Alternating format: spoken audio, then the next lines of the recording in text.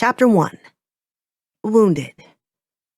Light flashed from the windows and through the great gaps torn in the walls of the castle as Sybil destroyed everything about her. She must be searching for them. Was she battling Meshach or herself? Gabriella could not believe what they had seen and what she had done to Sybil. Had she really split into two separate identical people?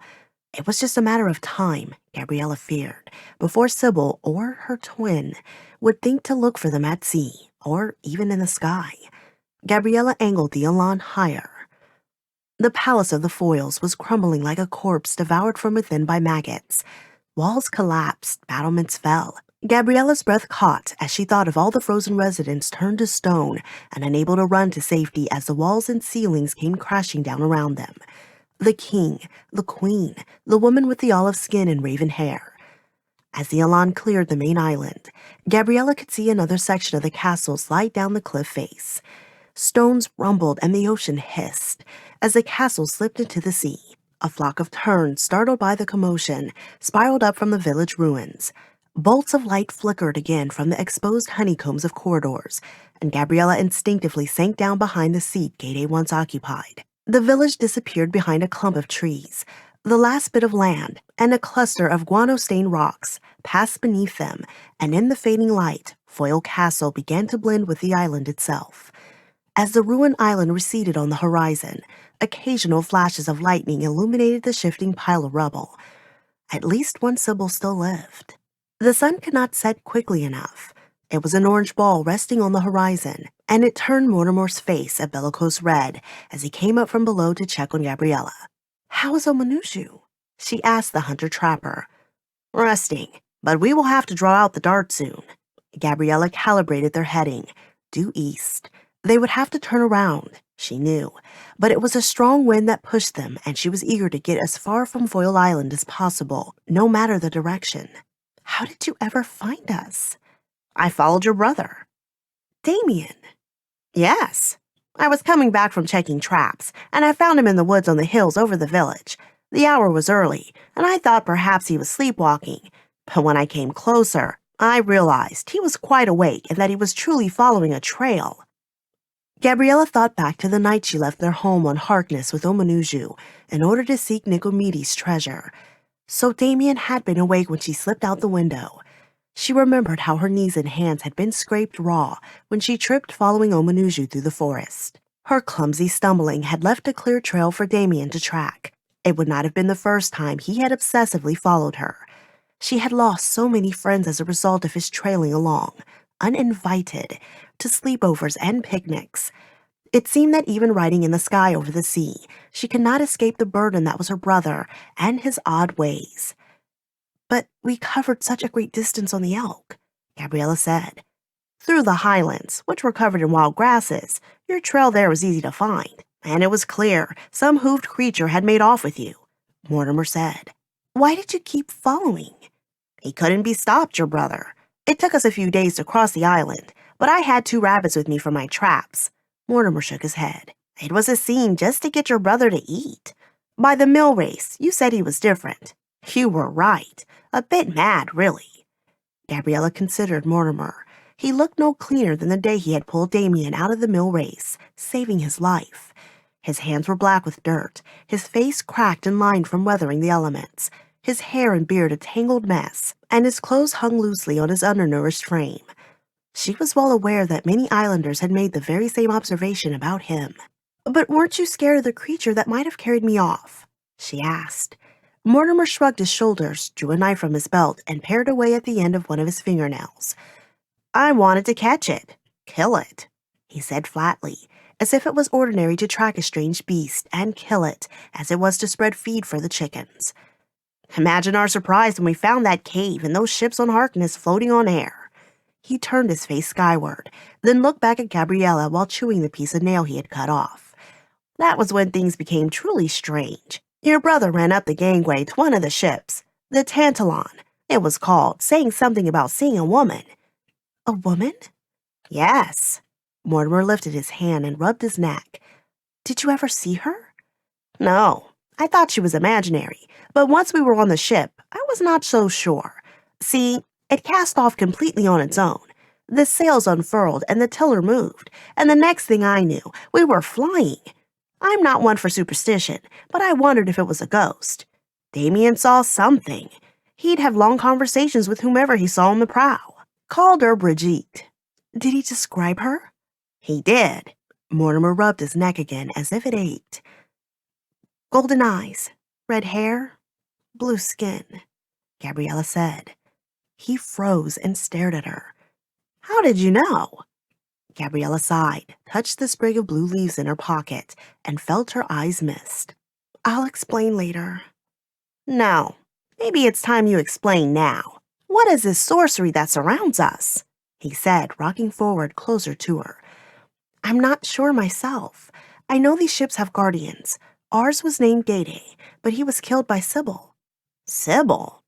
Gabriella did what she could to explain the bizarre and nightmarish things that had happened in Castle Foyle. Sybil was a princess. She did not want to grow up. The Sevwar gave her a wand that allowed her to freeze everyone in time by turning them to stone. One of her spells went wrong and she split herself into two, gave herself a twin. They both were mad. So it was the wand that destroyed that castle? Mortimer asked. Yes. Gabriella knew it sounded implausible, but amid flying ships and invisible blue women, Mortimer was ready to consider it. Why did you set out in the first place? What are you doing here so far from home? The dead spoke a prophecy through me during a summoning at the tower. They said, if a worthy Harkonite went in search of Nicomedes' treasure and returned, the price would be paid to the Sevwar, and they would leave, never to trouble Harkness again. The Sevwar? Those are the foreigners who came to Harkness a few days back. Yes, we can't let the Tower of Dead fall into their hands. They are dangerous. That is why we have to find the treasure. Mortimer's eyes lit up with a disturbing intensity when she mentioned treasure. We could be rich. We could return like conquerors. Gabriella's lips twitched. She turned away to make a show of checking the wheel lest she betray her expression. We were seeking it to save the tower, she said. Mortimer snorted. You believe any superstition you want. Me, I believe brute force and money are the only gods worth serving. Is that why you walked into the island with a loaded crossbow? Mortimer looked struck at her words. I didn't know what we would find there, he said, his voice small. It was an accident. Omanuju was the last person I would want to harm. Tears wet his face. He wiped them away with the back of his hand. He showed me kindness as a child when no one else did. She regretted being so harsh. We should check on Omanuju, she mumbled. The dart must come out. We will need to heat some tools. I'll build a fire. Gabriella found bottles of wine and boiled their contents in a pot over the brazier. She searched the galley for bread, hoping to find a source of mold to mix in with the wine. But the search was fruitless. She only found the biscuits and the tubers Gayday had dug up on Kajil. She contemplated soaking the biscuits in water, then locking them away in a dark cabinet.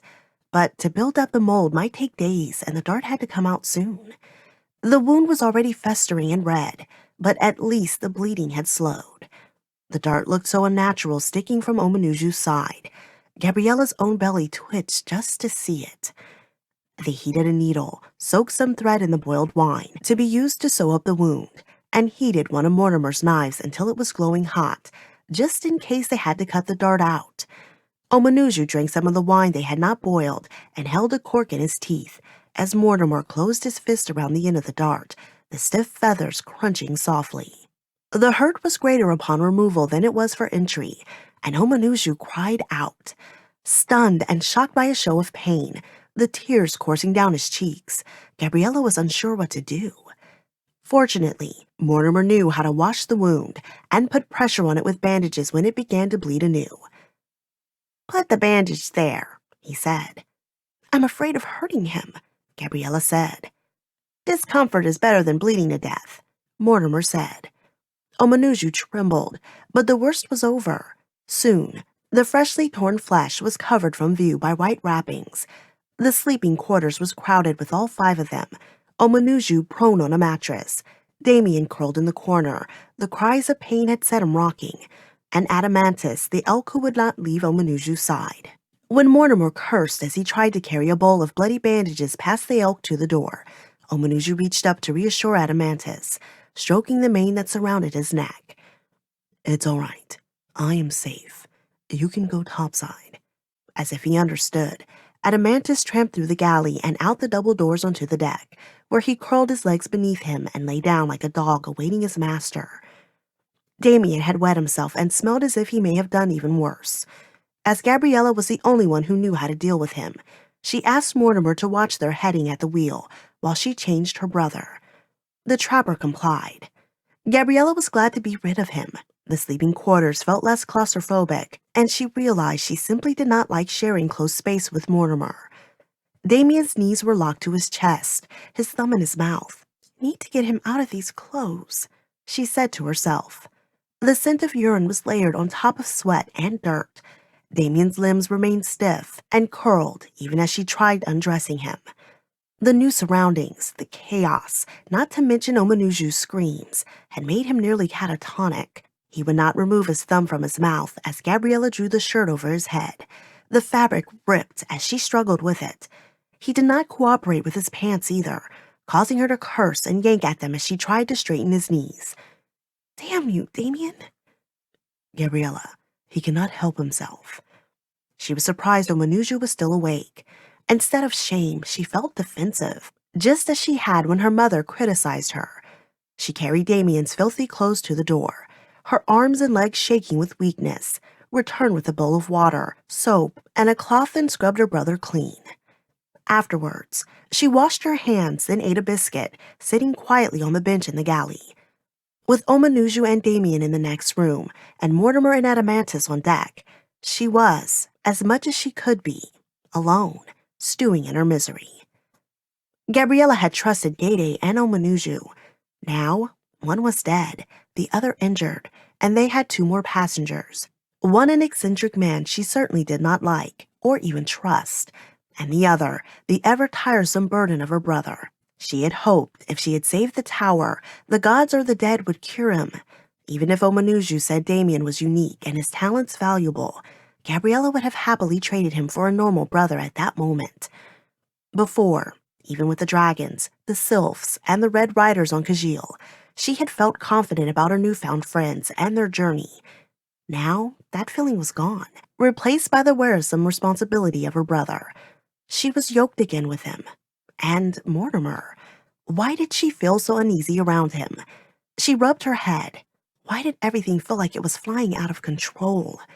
She finished the biscuit and entered the sleeping quarters, where she found both Omanuju and Dameon asleep. She stared at the flickering shadows cast on the wall from the lantern.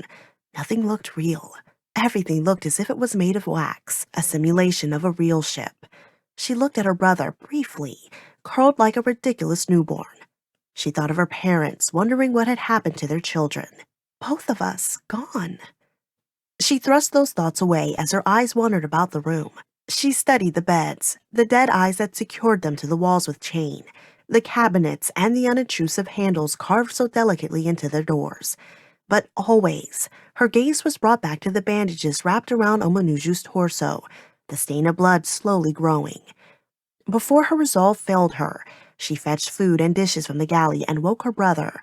She knew he needed to eat. She held a flask up before Dameon's face to show him its smooth lip. He would not drink from anything with a coarse surface. He refused clay cups unless they were glazed. For a moment, Gabriella feared her brother would not drink from this container either, but he did. After 10 deep gulps, she pulled it away, afraid he would drink too quickly and get sick. With the bowl in her lap, she crushed the biscuit with a spoon, mixed it with water, then mashed it further. Soon, she had a porridge that she could spoon into Dameon's mouth. He ate it, slurping it from the spoon. When the bowl was empty, Dameon's eyelids began to droop. Gabriella took blankets from the compartments beneath the bed and wrapped Dameon in them. Soon, he drifted back into slumber. While he slept, she leaned back against the wall, her own eyes burning, her head heavy with weariness.